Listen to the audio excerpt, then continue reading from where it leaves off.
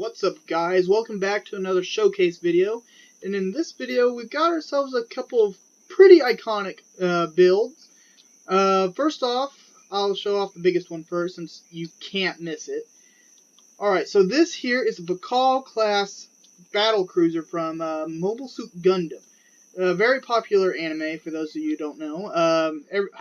It's probably one of the most recognizable mecha series out there, along with Robotech and Macross, which, for those of you who don't know, Macross and Robotech are actually different.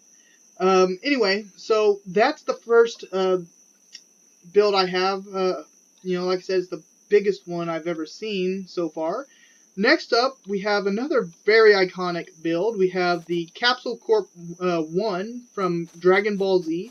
This is the ship Goku used to go dynamic during the Frieza saga. So this is a really cool build, and we'll get into this one a little bit later. Next up, we have the Capsule Corp Hope 1. Now, for those of you who don't know, Hope is actually the time capsule Trunks, future Trunks used to go back in time and stop the androids from destroying the Earth. So, it's really cool to see this back, or like in a game, something that you can actually use. Unfortunately, it doesn't do time travel, but still a really cool build. And finally, we've got ourselves a hover tank, or an actual tank, that a lot of people might recognize, especially if you're big into history. This is a Sherman battle tank, based off of the real-life Sherman Tank from World War II. A very cool little build, and it looks like it sports quite a bit of firepower. So, let's see here. So let's get started. So first up, we'll start with the hover vessel, and as usual, just kind of show off what it's got. So first things first, it's as far as I can tell, it's only got one weapon. It's got this artillery cannon on top, which is pretty accurate. Although I mean, it'd be nice to have a machine gun or two. So we're going to get in here and see how it flies around. Pretty good view. It's I prefer to have it open a little bit more on one side, but as you can see, it definitely goes around fast. And wow, okay, flipped over, changed to third person. So it definitely can move. It's definitely really cool. And though I will say this thing's faster than a real Sherman. So that's not quite accurate. But then again, who wants to have the speed of a real Sherman on this game? So anyway, it's really cool to drive around in. Honestly, I feel like third person is the best way to see, but first person gives you more to see, if you know what I mean. For these vehicles that have the cockpits way in the front, the third person view will actually cut off most of the vehicle. Like, you can only see the cannon right here. So I mean, it's not that big of a deal, but it does, like, if you use third person to move around like I do, then it does kind of get annoying when all you see is like a stick. Anyway, so this vessel, or this tank here, it's fairly easy to build. 296 iron ingots, 129 sathium. It does take a little bit of aerostrum and zirconium, but other than that, it's not that expensive, and it's got a short build time. So that's a plus. It's got, see here, it looks like 9 different thrusters, which is good. 12 engines, so that's why it's so fast, and only 1 RCS. Now, I probably would add in some more RCS units, because we all know that if you get those things destroyed, it's impossible to control your ship. It's got 1 generator, 1 artillery turret, like I said, a couple cargo boxes, a fridge, constructor, and oxygen tank. So you can use this on, you can use this on the moon, but it doesn't have any ventilators, so you'll have to add a ventilator. So my first impressions is it's a really cool ship. It does need a few things, like I said, it does need a ventilator. I would actually probably, let's see here, let me get out.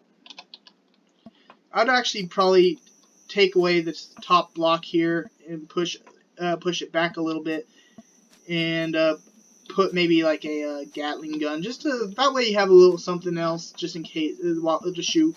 Nothing major, but it's just something to shoot while you wait on the artillery turn. Otherwise, the build looks really good. It's really does look like a tank. It's got shuttle doors back here, so you can, or he used random rocket to get in and out. There's the constructor and all the O2 tanks and all that. It's all built into the side. So you got quite a bit of space, even though it's such a small build. You know, so it definitely doesn't feel cramped at all. So, you know, all in all, I'd say it's a really nice build. The creator did a really nice job, and I'll definitely be recommending this to anyone who wants to have more of a realistic tank feel to their game, because it really does feel like an actual tank. Next up, we got the Capsule Corp Hope one. So why won't you let me in? There. Okay, there we go.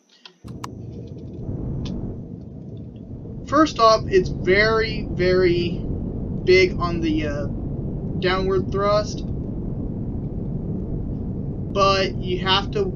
You don't have a lot of forward thrust, or at least it doesn't feel like you have a whole lot of forward thrust, and it does seem a little odd to control because the cockpit is literally standing straight up in the air. So, you know, to me that feels a little odd, but it's not, you know, it's not that big a deal. Third person, just like the Sherman, it doesn't show any of the ship, which is kind of annoying. And I really don't like that in my ships. I'd like to be able to see some of it, you know, because it makes me feel like I'm playing, I don't know, playing a game like Dreadnought or something. You know, you see all these games where you can see in third person. Personally, I feel like it needs more of that. But you know, that's a developer issue more than anything. You know, the authors, the only thing they can do, and I ran into this problem with some of my creations. That's something the game developers have to deal with.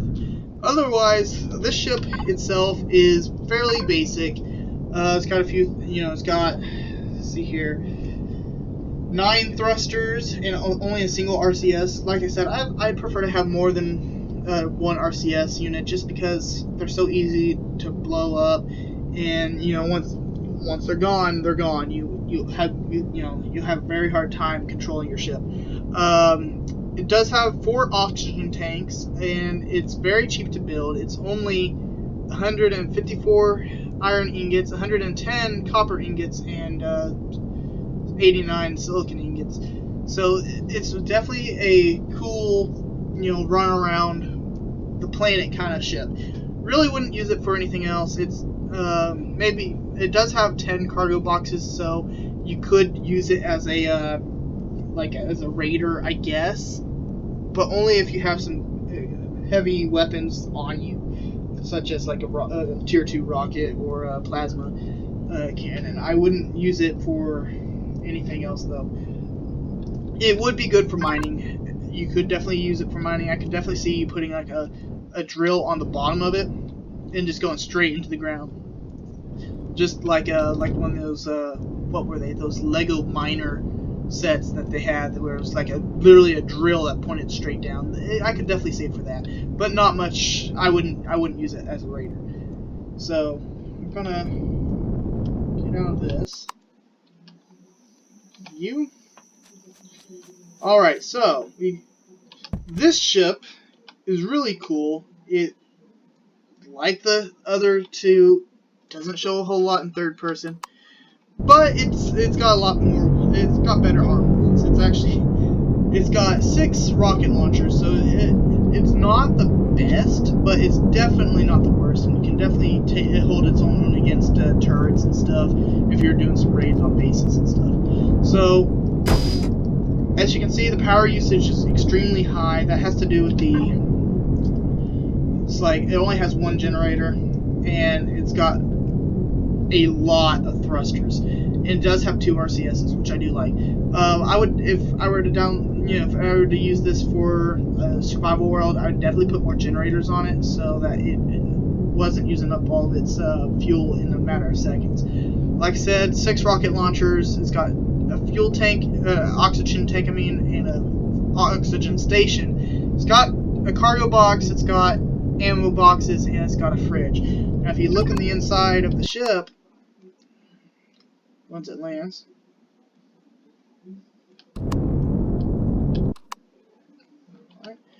if you look on the inside here, it has plenty of space to add whatever you want. So you can go ahead and you can add in your extra cargo boxes or ammo boxes, or just about anything you want.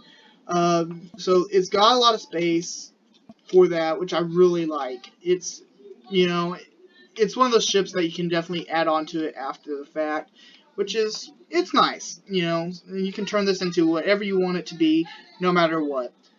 Alright, so our last ship, as you can see, is this gigantic, you know, as I said, it's gigantic.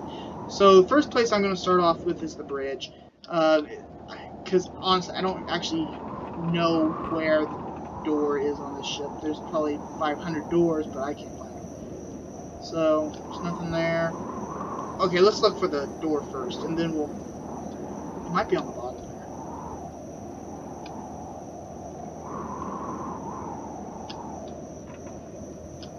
Nope, I have no clue where the door is.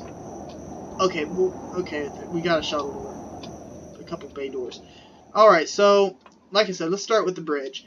The main bridge is on the very top, but there's also, it looks like a battle bridge that's underneath. This particular ship, it's got one of those second level bridges, so you got all your control panels down here, which is really nice. It'd be cool if they actually did stuff, like if, it'd be really cool if they had like a, each one of these consoles assigned to a turret, and you can control it from the console. Maybe they'll add that in later. But anyway, the ship itself is fairly, you know, for this size, it's fairly reactive. And the view of it's really nice. I love the view on this ship. So, you also have 4 rocket launchers that, you know, you can't use them on the planet, but that you can use, and it's got a lot of turrets. So, statistically, it's very expensive to build, so this would be more of a PvP, like, free-for-all kind of ship, where you would use it during, like, you would spawn it in. You wouldn't be building this, at least not without a lot of time, as it does use 70,000 Sathium ingots, which is just flat out ridiculous. It does have 8 internal sentry guns for if your ship's being invaded or whatever, 6 minigun turrets, 6 cannon turrets, 2 artillery, 6 pulse lasers, 4 plasma, 6 flak turrets, and 4 rocket launchers. So it's definitely packing a lot of heat. It's got 4 generators, which is more than enough to power this behemoth. You know, it's got all the ventilators, oxygen tanks you really need. It has 32 cargo boxes, 5 ammo boxes, you know, 3 fridges, 6 constructors, and a food processor. So this ship has everything you could want. Now, no, turn back on. Press this. Now, let's see here. Turn GM mode off. So we're gonna just kind of look around a little bit. So this ship, unlike many of the creations you'll see, actually has several rooms that you can go into. There's like a mess hall / you know, crew quarters, you know, sick bay. Open up, you know, all the cargo boxes you ever need. You know, constructors galore. And then it goes down even further, and I think this goes to the bays or whatever. Yeah, this goes to the bays. And it's just a really nice ship. You know, here's the main hangar bay. You can put several small SVs in here and maybe a couple medium big ones. So it's got a lot of space for a lot of things. Like I said, I didn't see any kind of where these elevators go to. Okay, so here's an upper bay. So I guess you could use it for like HVs and stuff. So anyway, you know, very nice ship. It's got a lot of space for anything you could ever want. SVs, HVs. Heck, you could probably put that ship I had on last episode on here if you cleared out a few of the spaces. Anyway, so if we keep going, ventilator. Okay, so we got another elevator down, and we are out of power. Out of power. All right, we'll have to fix that.